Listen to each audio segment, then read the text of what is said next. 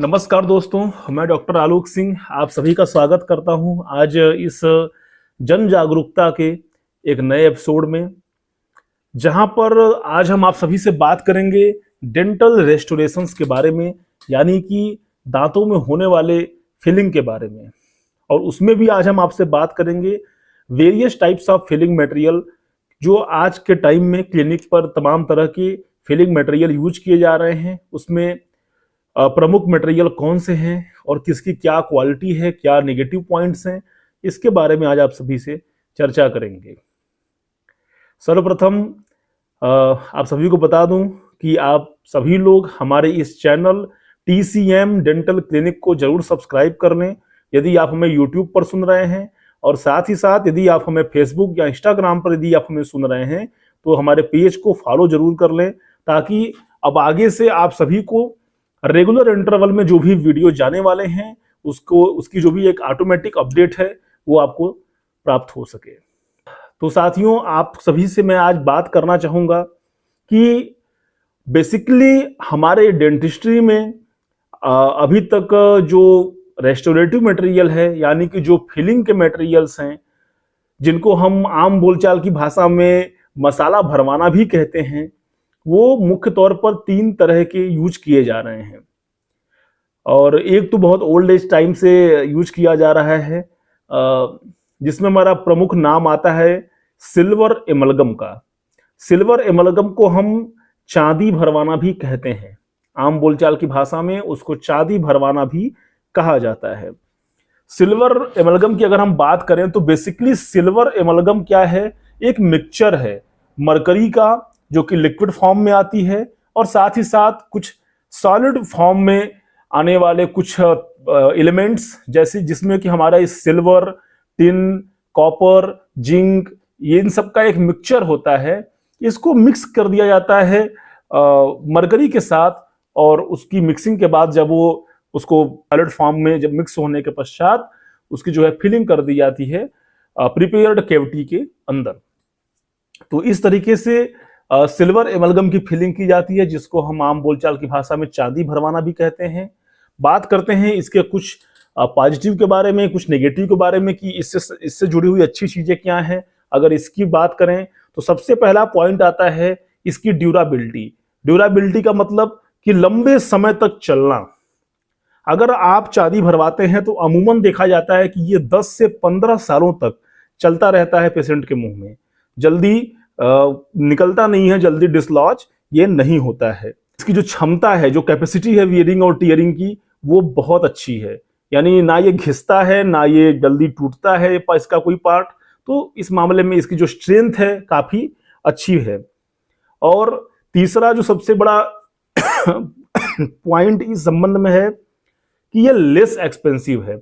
जितने भी restorative materials हैं, जितने भी मसाला भरने वाले मटेरियल्स हैं, उनमें सबसे सस्ता जो फिलिंग होता है वो इसी मटेरियल से होती है, सिल्वर एमलगम से। गांव में लोग चांदी भरने के नाम पर समझ रहे हैं ना, लोगों का काटते भी हैं, बेवकूफ भी बनाते हैं कि अरे चांदी भर रहे हैं ये तो कॉस्टली है, जबकि सबसे सस्ता मटेरियल यही होता है फिलिंग में। और अगर इसके नेगेटिव पॉइंट की बात करें तो कई सारे नेगेटिव पॉइंट इसके हैं। सबसे बड़ा नेगेटिव पॉइंट है टॉक्सिसिटी, कि इसमें पाया जाने वाला मरकरी काफी टॉक्सिक होता है, और अगर किसी तरीके से लीक हो जाए या रेस्टोरेशन के समय किसी तरह से यदि पेशेंट अगर उसको स्वालो कर जाए अपने सलाइवा के साथ, तो ये उसके लिए टॉक्सिक हो सकता है, उसके हेल्थ को जो है नुकसान पहुंचा सकता है। और साथ ही साथ इसकी जो सबसे बड़ी कमी है वो है इसका बैड एस्थेटिक अपीयरेंस, कि दिखने में बहुत भद्दा लगता है। स्टार्टिंग में तो जो डॉक्टर होते हैं फिलिंग के बाद रगड़ देते हैं, चमक जाता है वो चांदी की तरफ, इसीलिए उसका नाम भी है चांदी भरवाना, वरना चांदी का तो उसमें कोई पार्ट होता नहीं है अमूमन। लेकिन जैसे ही थोड़े ही महीनों के बाद, मतलब हो सकता है कुछ दिन के बाद या कुछ ही महीनों के बाद, वो जो आपने भरवाया है चांदी का मटेरियल सो कॉल्ड, वो जो है पूरी तरीके से डल हो जाता है, पूरी तरीके से काला पड़ जाता है। तो आपने यदि कहीं पर भी फिलिंग कराई है तो वो दिखने में भद्दा लगता है। अगर वो आप सामने किसी को दिख रहा है तो दिखने में फिर वो काफी भद्दा लगता है। इसलिए ये इसका सबसे बड़ा ड्रॉबैक है, सबसे बड़ी इसके अंदर ये कमी है। इसके अलावा इसकी अगर नेगेटिव में अगर बात करें तो इसमें सेल्फ ब्रेकेज के चांसेस रहते हैं आपकी रेस्टोरेटिव फीलिंग के अंदर। इसके अंदर पाया जाने वाला मेटेलिक पार्ट एक्सपांसन और श्रिंकेज की प्रॉपर्टी रखता है। बहुत सारे माउथ के अंदर फैक्टर्स होते हैं या हमारा एनवायरमेंटल फैक्टर की वजह से जो इसका रेस्टोरेटिव मटेरियल में जो भी मेटल पार्ट है वो श्रिंक कर सकता है, एक्सपांड कर सकता है। उसकी वजह से कभी कभी इसके अंदर सेल्फ ब्रेकेज के भी चांसेस होते हैं। तो ये भी इसका एक नेगेटिव पॉइंट है। और अभी आपने देखा होगा हाल ही में ये बड़ा एक इश्यू आया है कि रिसर्च पेपर्स में भी छपे हैं ये सब चीजें, और आईडीए ने भी गाइडलाइंस जारी की है कि यदि कोई भी पेशेंट का, यदि आप कोई भी डेंटिस्ट यदि सिल्वर एमलगम अगर रिमूव कर रहा है तो काफी सावधानी से निकालें, कि ताकि किसी भी तरीके का कोई भी टॉक्सिक पार्टिकल उसके माउथ के जरिए उसके अंदर नहीं जाना चाहिए। तो यही सब कारण है। हालांकि मैंने अपने 1 साल की क्लिनिकल प्रैक्टिस में कभी भी आज तक सिल्वर एमलगम की एक सिंगल फिलिंग नहीं करी है। कॉलेज टाइम में हमने सिर्फ सिल्वर एमलगम ही भरा, क्योंकि वहां पर सबसे सस्ता मटेरियल वही होता है, और आप जानते हैं कि वहां पर पेशेंट भी वैसे ही आते हैं सस्ता काम कराने के लिए, तो सबसे ज्यादा वहां पर काम उसी से होता है। लेकिन प्राइवेट प्रैक्टिस में हम लोग बिल्कुल भी सिल्वर एमलगम के पीछे टाइम वेस्ट नहीं करते और ना ही कभी उसको प्रेफरेंस देते हैं। मैंने तो अपने क्लिनिक पर कभी फीलिंग नहीं करी है, कॉलेज टाइम में बहुत सारी फीलिंग करी है।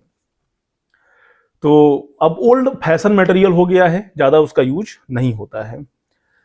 अच्छा, दूसरी मटेरियल की बात करें जो कि दांतों में खोरड़ा बनने के बाद, सफाई करने के बाद जो भरा जाता है, जो सबसे कॉमन है आज के टाइम में, सबसे एडवांस्ड है और सबसे ज्यादा प्रीफरेबल मटेरियल है, उसका नाम है कंपोजिट रेजिन्स।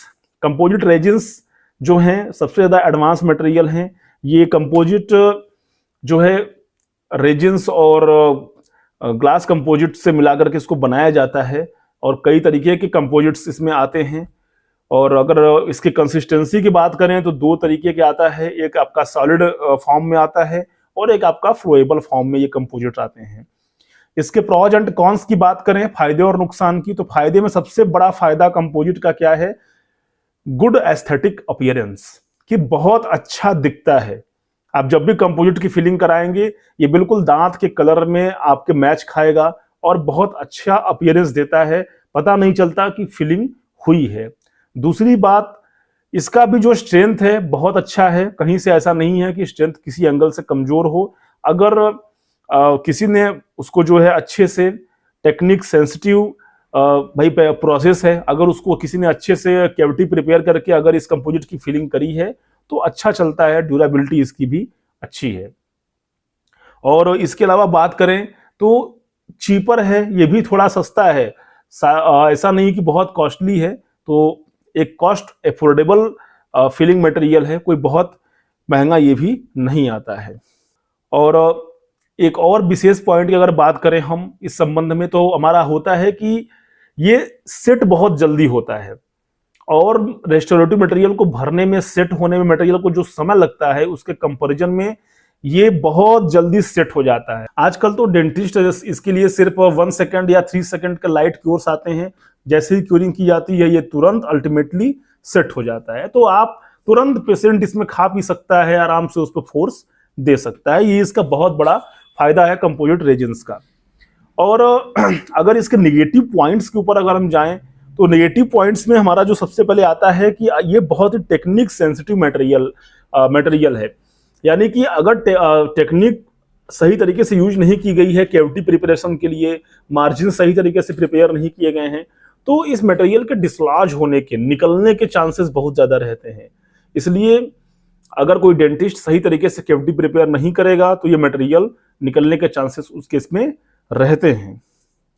और दूसरा इसका नेगेटिव पॉइंट ये है कि जो भी हमारे सब जिंजाइवल फीलिंग्स हैं, कहीं पर अगर सब जिंजाइवल केरीज है या सीईजे बोले तो सीमेंटो इनेमल जंक्शन पर अगर कोई केरीज है, तो भी ऐसे केसेस में इनकी जो फीलिंग है वो प्रिफरेबल नहीं होती है, क्योंकि जो इनकी बॉन्डिंग है वो हमारे गम्स के टिश्यूज के साथ या जो भी उसके अराउंड टिश्यूज होती हैं उसके साथ बहुत अच्छा नहीं है। तो बेसिकली ये सिर्फ टूथ मटेरियल के साथ ही बेसिकली अच्छे से सेट होते हैं। तो ये कुछ चीजें हैं जो कि कंपोजिट्स के बारे में मैंने आपको बताई। इसके अलावा आप सभी लोग जानते हैं कि कंपोजिट्स जो है कई सारे सेट्स में अवेलेबल है। आपके दांत का जिस तरह का कलर रहेगा उस तरीके के कलर का कंपोजिट मार्केट में अवेलेबल रहता है और आजकल डेंटिस्ट के द्वारा बिल्कुल मैच करा के यूज किया भी जा रहा है। तीसरा मटेरियल जो हम लोग क्लिनिकली यूज करते हैं और हम भी अपने क्लिनिक पर यूज कर रहे हैं, उसका नाम है जीआईसी। जीआईसी बोले तो इसका फुल फॉर्म होता है glass ionomer cement. Glass ionomer cement basically दो कंपोनेंट से मिला करके इसकी फिलिंग की जाती है। इसके दो कंपोनेंट्स होते हैं, एक सॉलिड कंपोनेंट और दूसरा लिक्विड कंपोनेंट। सॉलिड कंपोनेंट में हमारा आता है फ्लोरो एल्यूमिनो सिलिकेट और वहीं हमारे लिक्विड कंपोनेंट में आते हैं पॉली एक्राइलिक एसिड। इन दोनों के मिक्सचर का बनाया जाता है एक सही रेशियो में, सही टेक्निक से उसको मिक्स किया जाता है और उसके बाद जब वो सेमी सॉलिड फॉर्म में आ जाता है तो फिर उसको प्लेस किया जाता है कैविटी के अंदर।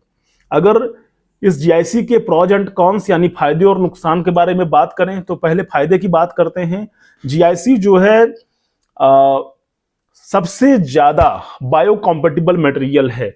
जितने भी रेस्टोरेटिव मटेरियल मैंने अभी आपको बताए उनमें सबसे अच्छा बायोकॉम्पेटिबल यानी कि हमारे ओरल एनवायरमेंट से फ्रेंडली मटेरियल ये है।